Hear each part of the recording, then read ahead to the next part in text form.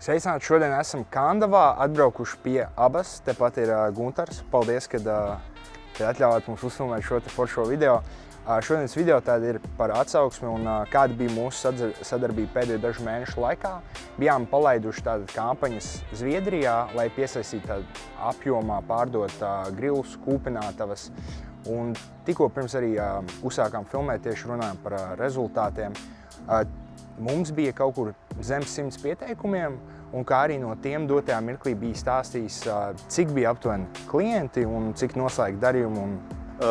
Jāsaka, teiksim tā, sākotnēji es biju diezgan skeptisks, kad vispār, teiksim, mums izdosies kādu to mērķu klientu atrast. Bet, jā, pieteikumu mums sanāca diezgan daudz, tādi ap 30, ko mēs izskatījām. Protams, kad varbūt izdarījām kaut kādas nelielas kļūdas komunicējot ar tiem klientiem. Ja? Tagad zinām, kad varbūt ir jāizvēlās arī, teiksim, telefonu zvanot, teiksim, arī Zviedrijas numurs, tad rezultāti būtu bijuši vēl labāki. Bet kopumā, teiksim, esam nonākuši pie tādiem 3 jau potenciāliem klientiem, ar ko mums varētu būt sadarbība nākamajā gadā. Ar vienu jau mēs esam uzsākuši sadarbību, un ar 2 patreiz tiek noslēgts līgums. Okay, un tas ir arī runājot tā kā apjomā tirgošana, nevis konkrēti pa vienu. Protams, kad patreiz ir grūti pateikt, kāds būs izveidosies tas īstais apjoms. Jāsaka, teiksim tā, partneri ir ambiciozi ar lieliem mērķiem. Nu, redzēsim, kā viņiem tas veiksies, jā. Ok, skaidra lieta. Tad nākamais jautājums. Kāda bija dzīve pirms mūsu sadarbības? Šogad mums arī vietējā tirgu diezgan liels apgrozījuma pieaugums ir, un līdz ar to varbūt tā īpaši sūdzēties nevar, bet domājot uz priekšu, mēs jau laicīgi domājam solīt uz priekšu, kad būs nepieciešama paplašināt apgrozījumu un sadarbības loku, un tad izvēlējamies patreiz Skandināviju, jā, konkrēti Zviedriju, sāksim un skatīsimies uz priekšu. Kāds bija tas konkrētais pamatcēlonis pirms mūsu sadarbības uzsākšanas? Konkrētais pamatcēlonis varbūt bija tas, kad bijām Zviedrijā izstādē, varbūt negāja tik labi, kā mēs cerējām, neatradām tos kontaktus, un tad mēs domājām, kā varam uzrunāt tieši tos vajadzīgos partnerus, kontaktus. Varbūt, teiksim, arī šoreiz vēl tie vismērķētākie klienti mums neuzradās, bet sākuma ir ļoti labi. Sākumam, ok, jā. Bijām galvenokārt tēmējuši uz noteikti lielākiem izplatītājiem, bet dotajā mirklī sanāca piesaistīt kādus mazākus uzņēmumus, kuri ir arī spējīgi paši pārdot šīs preces, bet noteikti nākamgad, ja uzsākam laicīgāk un konkrētāk jau zinām, kas noticis pirmajā sadarbības posmā, spēsim implementēt jaunas lietas, kas arī paaugstinās tādu rezultātu. Jūs minējāt to, ka vai vienīgās lietas bija izstādes, ko jūs mēģinājāt darīt, lai risinātu šo lietu? Nu jā, pirms tam mēs mēģinājām tikai caur izstādēm. Jā, tad konkrēti mums nebija varbūt pieredzes un kā var caur sociālajiem tīkliem uzrunāt tieši konkrēto mērķa auditoriju Zviedrijā. Kas mums padarīja atšķirīgus? Jāsaka tā, ka pieredze ir tā, ka ļoti daudz patreiz ir tādu uzņēmumu, kas kaut ko tādu mēģina piedāvāt, bet jāsaka tā, ka tādas lielas uzticības nav. Ir bijis, teiksim, sadarbība, ja, kad tur apsola kaut ko uzfilmēt, bet tā uzfilmēšana ir diezgan nekvalitatīva, ja, teiksim, ātros vilcienos kaut kas tiek nofilmēts un pēc tam nesaskaņojot kaut kas atskaņots. Tā ir iepriekšējās. Jā. Okay. Un ko mēs konkrēti darījām citādāku? Es pat nemāku pateikt, jā. Es jums apsolīju, kad es piekritīšu tam jūsu piedāvājumu. Nezinu, kaut kā uzrunāja tas jūsu piedāvājums un mēģinājām noriskēt un izmēģināt.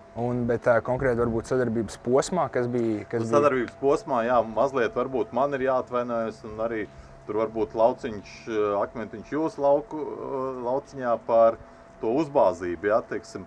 Mums, bieži vien ir kaut kādi, teiksim, tie plāni un tam līdzīgi. Un tad ražošanas karstumā sanāca tā, ka vienkārši man neatlika laika sagatavoties. Un pēc tam, kad tā ražošana jau mums bija, teiksim, jau norimusies, tad mēs, teiksim, arī veicām to filmēšanu tam līdzīgi. Tas sākuma posms bija paredzēts tai aprīlī, maijā, kad vienkārši mēs nespējām nekādi. Jā. Nē, jo mums parasti tā, kad mēs uzsākam, ka jau ir tā kā sarunāts, tāpēc mums tāda lieta, ka mēs mēģinām ātri visu, cik vien ātri varam izdarīt tā, ka, pieņemsim, uzņēmums mums samaksājas, un tagad mēs esam virsvarā, cik ātri mēs varam dabūt to, lai pieņemsim, šajā gadījumā tu esi virsvarā mums, ka mēs tev esam vairāk vērtību piegādājuši. Tāpēc mums tas... Protams, ka dažādi tie uzņēmēji, dažādas tās pieejas, teiksim, mūsu gadījumā, es varbūt vēlētos no savas puses ilgāk laika sagatavoties tam visam, teiksim, kad lai tas video būtu kvalitatīvāk, lai viss būtu kvalitatīvāk, teiksim, Varbūt citreiz tas ievalkās ļoti ilgi, varbūt jau pa ilgi, kā bieži sanāk, bet tas, kad tādām reizēm arī jāsagatavojas, arī fakts. Kas bija viena lieta, kas mainījās jūsu biznesā ar mums sadarbojoties? Mainījās varbūt bišķi izpratni par tiem sociālajiem tīkliem, kad viņi tagad ir svarīgi, pat ļoti svarīgi, un ka tas ir liels, smags darbs, kas tur jāiegūda, lai tos klientus uzrunātu un tas. Un bieži vien varbūt mēs kā uzņēmēji nenovērtējam to, liekas, kas tur man darbinieks kaut ko uzfilmēs, ieliks un viss būs kārtībā. Tā, diemžēl, nav, Protams, ka tur jāpiesaist kāds speciālists, vismaz kā konsultants, lai saprastu, kā to lietu tālāk virzīt, kā viņu rīkoties un tam līdzīgi. Vai bija kaut kas personīgajā dzīvē, kas varbūt kaut kā pamainījās? Mainījās vienīgais tas, ka tā domāšana bišķi varbūt mainījās, teiksim, kad, kā jau iepriekš minēja, kad ir sociālajie tīkli ir svarīgi, lai uzņēmums būtu dzīvs un par viņu interesētos, viņš ir noteikti jāattīst un mums jau ir plāni nākotnē, kā mēs to varētu attīstīt un palīdzēt arī tiem mūsu sadarbības partneriem veidot to mūsu stāstu, zīmola stāstu, cik viņš ir labs, atpazīstams un ērti lietojams. Vai jūs ieteiktu mums kādam citam? Jā, noteikti es ieteiktu kādam citam, jo sevišķi, ja tie tirgi ir jauni, nezināmi, tad šitas nav īpaši, teiksim, dārgs pakalpojums, lai sameklētu jaunus potenciālos klientus. Un tad pēdējā lieta, ja pieņemsim kāds dotajā mirklī ar mums komunicē un pirms sadarbības uzsākšanas, kāda būtu viena tā lieta, ko jūs gribētu tam cilvēkam pateikt, uzņēmējiem, kāpēc būtu jārīkojas tagad? Mēs bieži vien mēdzam atlikt daudzas lietas. Mēs bieži vien mēģinam varbūt produktu attīstīt līdz galam. Citreiz tas atmaksājas, bet citreiz vajag jau iet kādu soli varbūt pa priekšu, uzņēmums dinamiski attīstītos, vajag dažreiz arī varbūt riskēt kaut kur, lai tas apgrozījums vai tā izaugsme uzņēmumam būtu straujāk, ir nedaudz varbūt arī jāriskē un varbūt jau tā kā solīts uz priekšu. Ko es gribēju teikt, varbūt, kad arī tas mārketings jau arī ir tāds tā kā solītis, kas būtu jau jādara pirms jau tādas ražošanas vai kas, lai saprastu, teiksim, cik tas jūsu produkts ir interesants citiem. Pieprasīts tirgu. Tas arī lielākoties bija viss. Varbūt ir kaut kāda vēl lietiņa, ko gribat ieminēt?